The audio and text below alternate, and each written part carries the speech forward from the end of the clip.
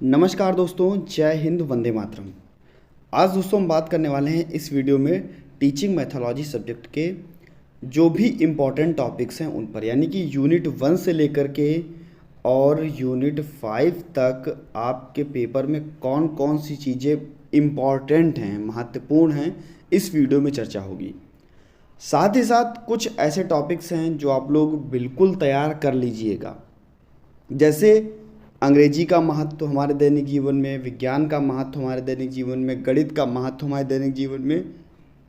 इन सब चीज़ों को बिल्कुल तैयार कर लीजिएगा। टीएलएम क्या होता है, तो ये जो टॉपिक्स हैं आपके बहुत ही इम्पॉर्टेंट हैं, इन टॉपिक्स को ज़रूर तैयार कीजिएगा। इसके बाद में हम बात कर लेते हैं आपके यूनिट 1 से लेकर के 5 तक जो भी इम्पॉर्टेंट टॉपिक्स हैं उन पर हम चर्चा करेंगे। साथ ही साथ सभी मित्रों तक वीडियो को शेयर करना ना भूलिएगा। और आपका आज या आखिरी पेपर, यानी कि लास्ट पेपर आपका कल होने वाला है, जो कि टीचिंग मैथोलॉजी सब्जेक्ट का है। और आज आपका फैमिली एंड कम्युनिटी, यानी कि परिवार और समुदाय का पेपर कैसा हुआ, ज़रूर बताइएगा कमेंट सेक्शन में। अच्छा लगता है जब आप लोग बताते हैं कि पेपर अच्छा हुआ, या जो भी जैसा भी पेपर आपके लिए आया, आपको पेपर कैसा लगा, जब आप लोग बताते हैं तो दोस्तों बहुत ही अच्छा लगता है। वीडियो को शेयर करना ना भूलिएगा। चैनल पर नए थे तो चैनल को सब्सक्राइब कर लीजिएगा और बेल आइकन में ऑल का ऑप्शन आता है, उसको प्रेस कर लीजिएगा। टेलीग्राम ग्रुप से जुड़ने के लिए टेलीग्राम पर जाकर के आप लोग सर्च कर सकते हैं exam tricky for special education, आपको मिल जाएगा।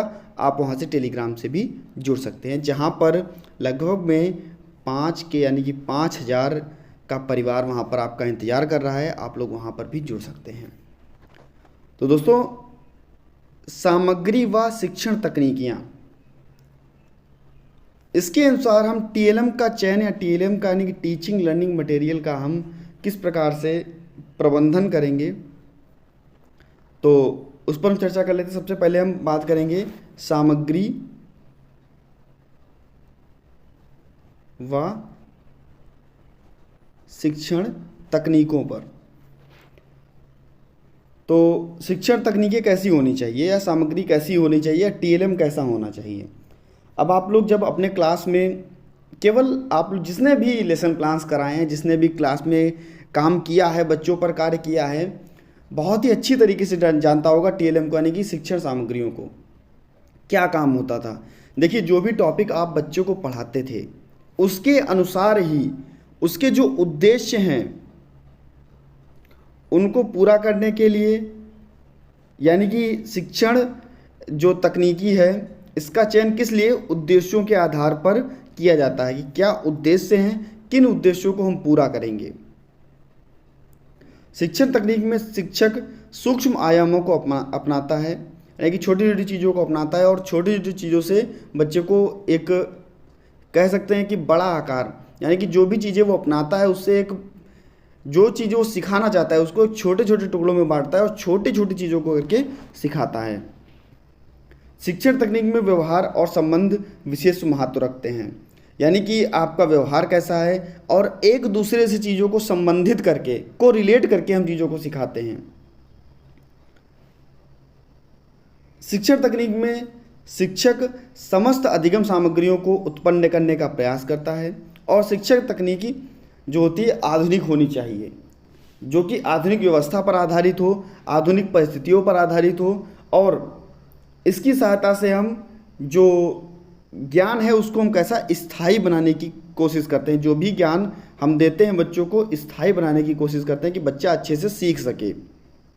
इसके लिए हम लोग दृश्य सामग्री का यूज करते हैं, इसके लिए हम लोग श्रवण सामग्री का यूज करते हैं, इसके लिए हम लोग श्रवण सामग्री का यूज करते हैं, इसके लिए हम दोनों मिलाकर के चीज़ों का यूज भी कर सकते हैं। जैसे दृश्य सामग्री आपकी कौन सी हुई, श्याम पट हुआ आपका, ब्लैक बोर्ड इसको बोलते हैं, चुंबकीय पटल हुए, प्रदर्शन पटल हुए, चित्र हुए, ग्राफ हुए, फ्लैश कार्ड हुए, मानचित्र हुए, चलचित्र हुए, ये आपके क्या दृश्य सामग्री के अंतर्गत आते हैं। अगर आपसे पूछता है श्रवण सामग्री, तो आप क्या कहेंगे, आप कहेंगे टेप रिकॉर्डर आपका हुआ, ग्रामोफोन हुआ, भाषा प्रयोगशाला हुई, रेडियो हुआ, तो ये सभी आपकी क्या श्रवण सामग्रियाँ हुई। लेकिन अगर इन दोनों की बात कर लेंगे, जहाँ पर दोनों चीज़ों की ज़रूरत होगी, तो वहाँ पर चलचित्र में चित्र भी चलता रहे और श्रवण सामग्रियाँ भी, आपसे जो भी चीज़ें हो रही हैं वो भी आपको सुनाई देती रहें। टेलीविज़न, प्रोजेक्टर, कंप्यूटर, लैपटॉप, तो ये सभी चीज़ें आपकी क्या होती हैं, दृश्य सामग्रियाँ होती हैं। और TLM यानी कि टीचिंग लर्निंग मटेरियल अगर हम यूज़ कर रहे हैं, उपयोग कर रहे हैं, तो बच्चों के लिए कौन कौन सी सावधानियाँ होनी चाहिए। यानी कि क्योंकि आप क्लास में जब काम कर रहे हैं, कक्षा में जब काम कर रहे हैं, तो बच्चे आपको मिल रहे हैं दोस्तों, आपके जो, क्योंकि आप लोगों का इंटेलेक्चुअल डिसेबिलिटी यानी कि बौद्धिक अक्षम बच्चे आप लोगों को क्लास में मिल रहे हैं, और वे बच्चे ऐसे हैं जिनको समझ नहीं है, जिनका IQ लेवल बहुत कम है। तो क्या हम कुछ ऐसी सामग्रियों का यूज़ करेंगे जो घातक हो उनके लिए, या हम ऐसी सामग्रियों का यूज़ करेंगे जिससे कि बच्चा अच्छी तरीके से सीख सके और वे सामग्रियां उनके लिए घातक भी ना हो, जिससे कि वे आगे भी बढ़ सकें और उन सामग्रियों को यूज़ करने से, उपयोग करने से उनको किसी भी प्रकार की समस्या भी ना हो।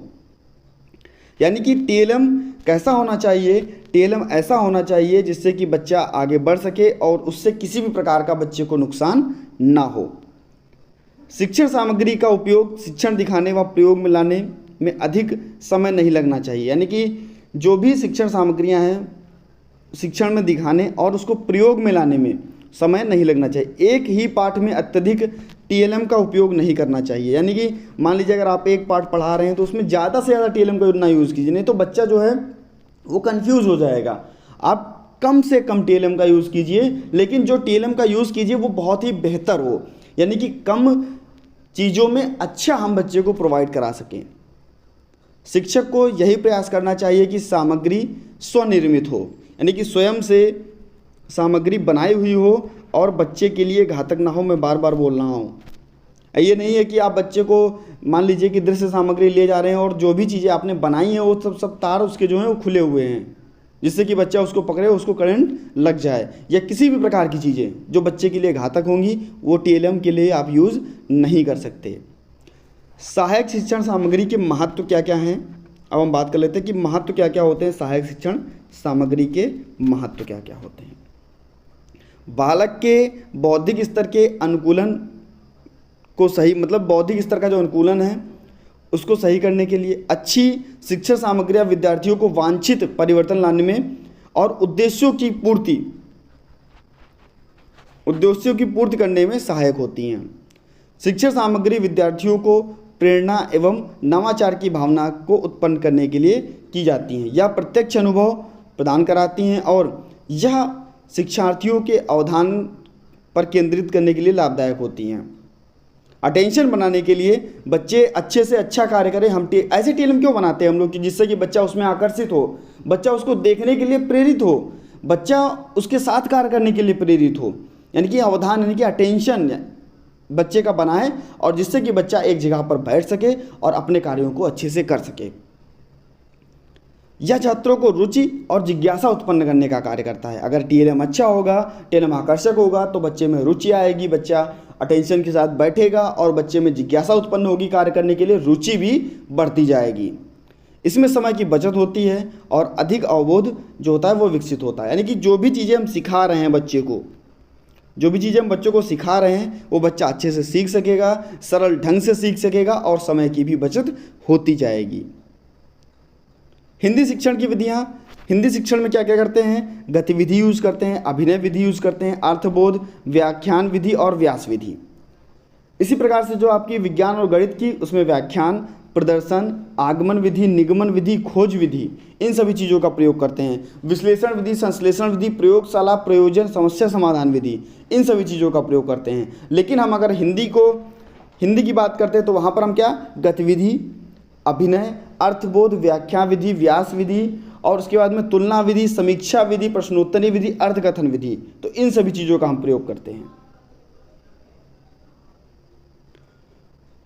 साथ ही साथ जब हम बच्चे को, आप सभी जब क्लास में बच्चे को पढ़ाते थे तो पढ़ाते समय क्या वहाँ का, उस क्लास का वातावरण तैयार किया जाता था।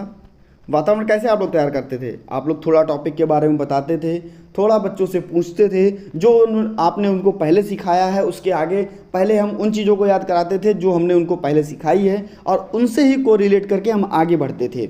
और साथ ही साथ बच्चों से प्रश्न भी पूछते थे, बच्चों को पुनर्बलन भी दिया जाता था, और जो भी चीज़ें हम सिखाते थे बच्चों को क्रमबद्ध तरीके से सिखाते थे, बच्चों को अभ्यास कराते थे और बच्चे को विभेदन करना सिखाते थे।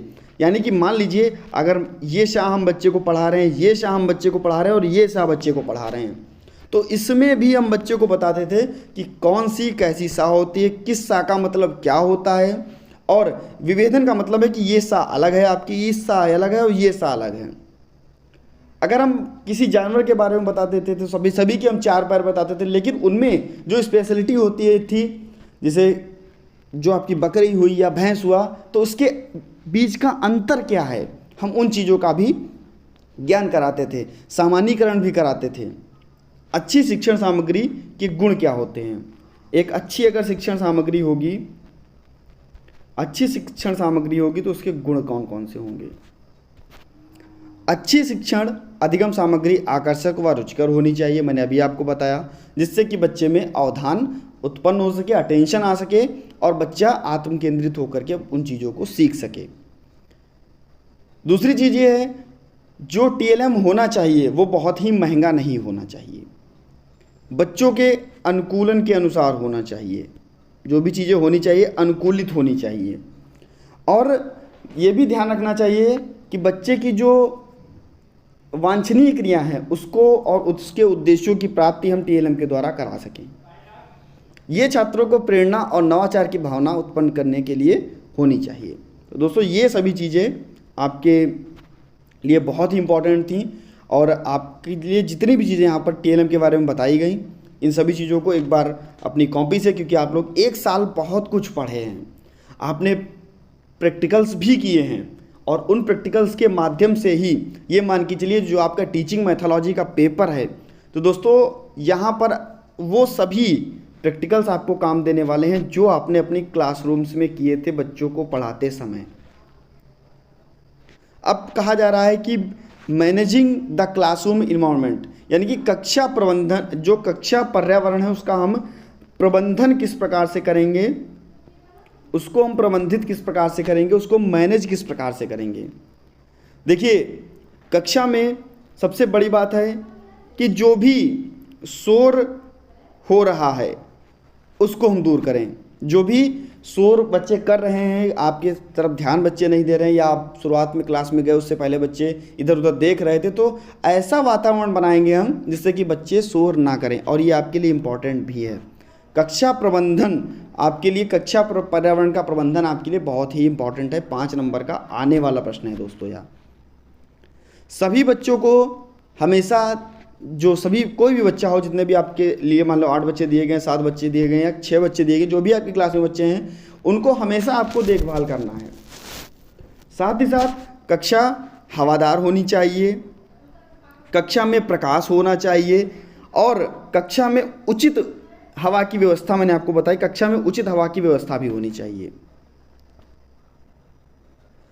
जिससे कि बच्चा अच्छे से देख सके, बच्चे को किसी प्रकार की तकलीफ ना हो। इसके बाद में शिक्षण अधिगम की प्रक्रिया आसान भाषा में होनी चाहिए। जो भी शिक्षण अधिगम कराया जा रहा हो उसकी जो प्रक्रिया है वो बहुत ही आसान भाषा में होनी चाहिए। ये तो आप लोगों के लिए भी निर्भर करता है, हमारे लिए भी निर्भर करता है, और जितने भी हमारे सामान्य बच्चे हैं या दिव्यांग बच्चे हैं, इनके सभी के लिए जो शिक्षण की प्रक्रिया है, जो भाषा है, वो आसान होनी चाहिए, तभी बच्चा अच्छे से सीखता है। जैसे मैं ये सोचता हूँ कि मैं आपको जितना भी दे सकूँ आपके पर्यावरण के हिसाब से दे सकूँ, आपके लिए जो भी आपके बुक्स में जो चीज़ें लिखी हैं उनसे हट करके जो उनका निचोड़ निकल के आ रहा है, जो भी चीज़ें वहाँ से निकल के आ रही वो मैं आपको दे सकूँ। उसी प्रकार से आप लोग बच्चे को भी सरल भाषा में सिखाने के लिए मतलब कोशिश करते होंगे कि हम ज़्यादा से ज़्यादा बच्चों को सरल भाषा में सिखाएं। कक्षा में घड़ी, कक्षा में कैलेंडर, कक्षा में स्कूल समय सारणी, इनकी सभी की व्यवस्था होनी चाहिए। कक्षा में पढ़ाने के लिए अधिगम शिक्षण सामग्री का भी प्रयोग होना चाहिए।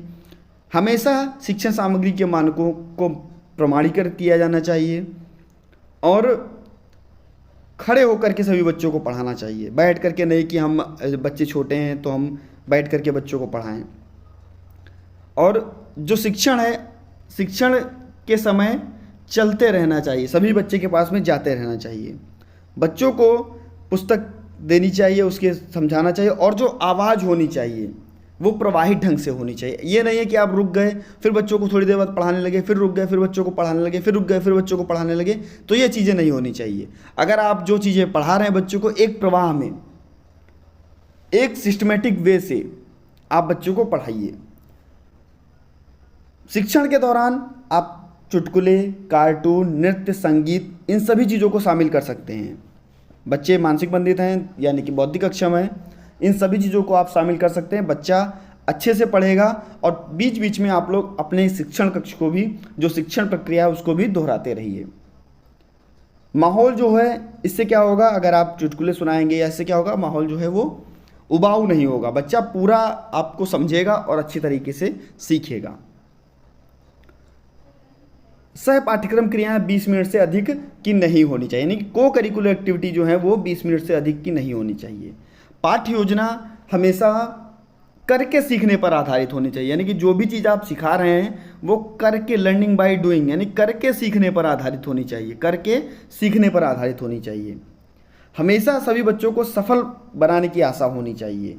प्रत्येक बच्चे का नाम लेकर के बुलाएं और उसका नाम याद कर लें। माता पिता के साथ अच्छे संबंध रखें और जो भी फ़ोटो हैं या बुलेटिन है प्रत्येक बच्चे की बोर्ड पर चिपका दें।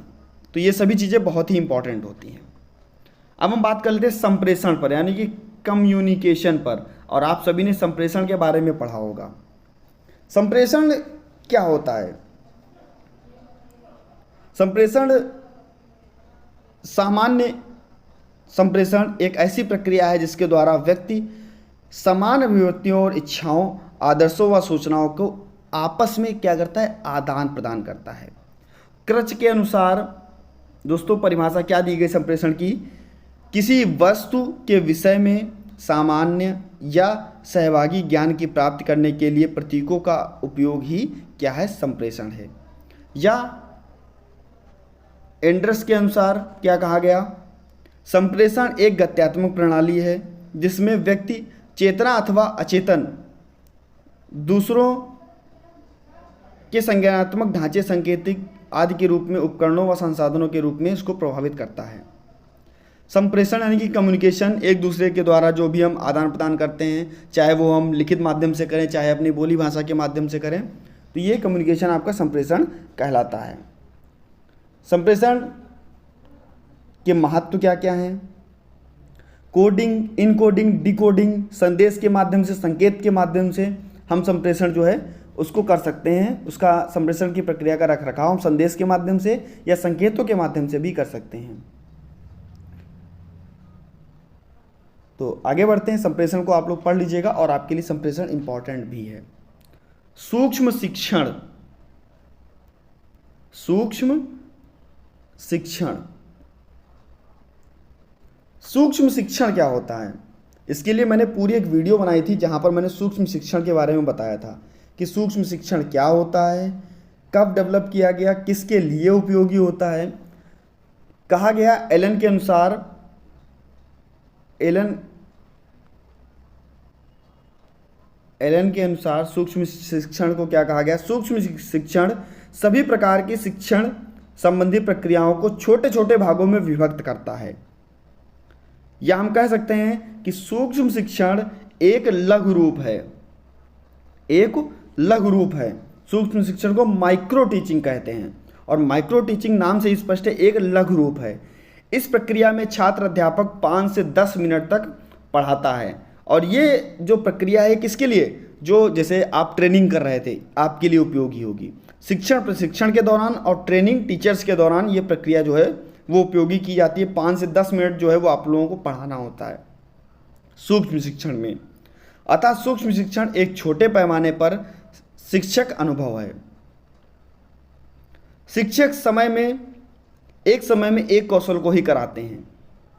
इसका प्रारंभ कब हुआ था?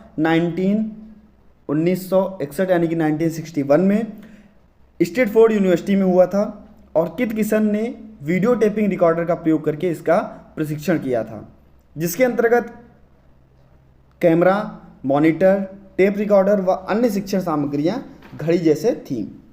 सूक्ष्म शिक्षण का जो चक्र होता है, अगर हम बात करें तो भारतीय पैमाने के अनुसार 36 मिनट का, उसमें क्या होती है, योजना बनाई जाती है, यानी कि जो आप लोग अपने घर से लेसन प्लान बना के लाते थे, उसके बाद में आपने आने के बाद में शिक्षण कार्य किया। शिक्षण कार्य के दौरान आप लोगों ने पढ़ाया, बच्चे को पढ़ाया। उसके बाद में आपके जो क्लास में देख रहा था बैठ के टीचर, उसने प्रतिपुष्टि की कि आपने कहाँ कहाँ पर त्रुटियाँ की, कहाँ कहाँ पर गलती की। फिर से आपने उस योजना को बनाया और फिर से आपने पुनर्शिक्षण कराया और फिर से आपके टीचर ने क्या की, प्रतिपुष्टि की। तो इस प्रकार से जो ये चक्र है वो चलता रहता है। सूक्ष्म शिक्षण के लाभ क्या होते हैं? आखिरकार सूक्ष्म शिक्षण जब ट्रेनिंग टीचर्स के लिए यूज़ किया जाता है, आप लोग जैसे अपना क्लास में जाकर के ट्रेनिंग करते थे, तो लाभ क्या क्या होते हैं? यह शिक्षण जो होता है व्यवहार पर केंद्रित होता है, और अगर बच्चा यानी कि आप लोग जो ट्रेनिंग हो टीचर्स होते हैं वो अगर अच्छा कार्य करते हैं तो उसके क्या, आत्मविश्वास को बढ़ाता है। हम पहले उसको कितने 5 से 10 मिनट का कार्य कराते हैं, उसके बाद में क्या, जब 5 से 10 मिनट एक ट्रेनिंग टीचर कहीं किसी बोर्ड पे खड़ा होने लगेगा तो उसके आत्मविश्वास बढ़ेगा और वह आगे भी पढ़ाने के लिए प्रेरित होगा। सूक्ष्म शिक्षण से हम आत्म परीक्षण भी कर सकते हैं और तुरंत फीडबैक भी मिलता है, यानी कि जो फीडबैक होता है वो तुरंत मिलता है। तो ये आपकी सूक्ष्म शिक्षण था और इसको अच्छे से पढ़ लीजिएगा। मैं आपको ये आपका जो टॉपिक है ये आपके टेलीग्राम चैनल पर सूक्ष्म शिक्षण का जो टॉपिक था मैं आपको पूरा का पूरा भेज दूंगा। वृहद शिक्षण क्या होता है? सूक्ष्म शिक्षण आपके लिए इंपॉर्टेंट है तो वृहद शिक्षण भी आप लोगों के लिए इंपॉर्टेंट है, जिसको हम बोलते हैं माइक्रो टीचिंग। अभी तक आप लोग माइक्रो टीचिंग पढ़ी थी, अब आप पढ़ेंगे माइक्रो टीचिंग। माइक्रो टीचिंग यह प्रायः 10 मिनट से अधिक का होता है। अभी आप लोगों ने जो सूक्ष्म शिक्षण पढ़ा था वो 10 मिनट से कम का, यानी कि 5 से 10 मिनट का होता था, लेकिन जो आपका माइक्रो टीचिंग है वो 10 मिनट से अधिक का होता है। यह व्याख्यान विधि द्वारा दिया जाता है, जिसमें नई धारणाओं को प्रस्तुतिकरण किया जाता है, साथ ही साथ अलग से जोड़कर वह नए कौशल, नए शब्द, नई आवाज़ इसमें प्रस्तुत की जाती है। वृहद शिक्षण के लाभ क्या क्या होंगे और हानियां क्या क्या होंगी? वृहद शिक्षा में प्रत्येक लोगों को एक शिक्षक द्वारा एक निजी सूचना प्रस्तुत करने का निर्देश देना होता है। ये लाभकारी जब होता है जब बच्चे के आसपास प्रदर्शन कर रहे हैं और उसके लिए कार्य कर रहे हैं। ये शिक्षक के विचार आगे बढ़ाता है और लंबे समय तक कार्य करने के लिए उसको प्रेरित करता है। खर्च जो होता है वो इसका अधिक होता है, ये इसकी हानियां हो गई। दिन प्रतिदिन के कार्य में आपका सामाजिक विज्ञान क्या कहता है, आपका गणित किस प्रकार से उपयोगी होती है, आपके लिए विज्ञान, इंग्लिश, हिंदी, आपके लिए 4 सब्जेक्ट हैं यहाँ पर। एक आपका सामाजिक विज्ञान हुआ, एक आपका हिंदी हुआ, एक आपका इंग्लिश हुआ और एक आपका गणित हुआ। ये दैनिक जीवन में किस प्रकार से आप लोगों को सहायता करते हैं, ये आप लोगों के लिए बहुत ही इम्पोर्टेंट है। मान लीजिए अगर हम थोड़ा सा बात कर लें मैथ की, यानी कि गणित की और साइंस की, गणित और विज्ञान की अगर हम बात कर लें तो गणित के लिए आप दिन प्रतिदिन के कार्यों में कहीं पर भी जाते होंगे, कहीं से भी आते होंगे, दिन में आप कितनी रोटी खाते हैं, आप कितना दूध पीते हैं, ये सभी चीज़ें जो है वो गणित के अनुसार आती हैं। और आप साइंस पता ही है, आपके पास फ़ोन है, जिस फ़ोन में आप कुछ देख रहे हैं, संचार के क्षेत्र टेलीफोन आपका हुआ जिससे हम चीज़ों का आदान प्रदान भी कर सकते हैं, रेडियो हुआ, टेलीविज़न हुआ, समाचार पत्र हुआ, ये सभी क्या आपके साइंस के अंतर्गत आते हैं। यातायात के क्षेत्र हुए साइकिल, स्कूटी, रेल, वायुयान, अंतरिक्षयान, ये कैसे साइंस से ही तो निर्भर हुए, विज्ञान से ही तो बने। चिकित्सा के क्षेत्र में किसी भी प्रकार का इलाज हो, टीबी का इलाज, हृदय रोग, ब्लड का इलाज, कैंसर का इलाज, ये सभी पद्धतियाँ क्या हमारे विज्ञान से ही तो आई। शिक्षा के क्षेत्र में अब आप अपने फ़ोन में कुछ देख रहे हैं तो टेलीविज़न, आपका फ़ोन, प्रोजेक्टर, रेडियो, इसने क्या किया दोस्तों, शिक्षा को भी आसान बना दिया। मैं बैठा हूँ लखनऊ में और आप पढ़ रहे हैं भारत के किसी कोने से भी, आप देख सकते हैं हमको। जो वीडियोस आपके लिए अपलोड की जाती हैं, आप भारत में किसी भी कोने से हों, किसी भी राज्य से हों, आप लोग देख रहे हैं। यहाँ तक कि दूसरे देशों में भी इस वीडियो को देखा जा सकता है। तो ये सब क्या, हमारे साइंस का ही तो कमाल है। उद्योग क्षेत्र में जितनी भी चीज़ें बन रही हैं, अभी तक क्या होता था कि जितनी भी चीज़ें बनती थी, मान लीजिए कि जो सब्जियां होती थी वो ऐसे ही काटी जाती थी। अब क्या, साइंस के इस्तेमाल से, गणित के इस्तेमाल से क्या किया गया, उसको सुगमता से काटने का प्रयास किया गया। अभी तक जो भी कार्य होते थे, मान लीजिए कहीं सड़क भी बन रही है, कुछ भी बन रहा है, तो बहुत सारे वर्करों की आवश्यकता होती थी। अब क्या है, मशीन के द्वारा ही हो रहा है। तो ये सभी चीज़ें क्या है, साइंस का ही प्रभाव है।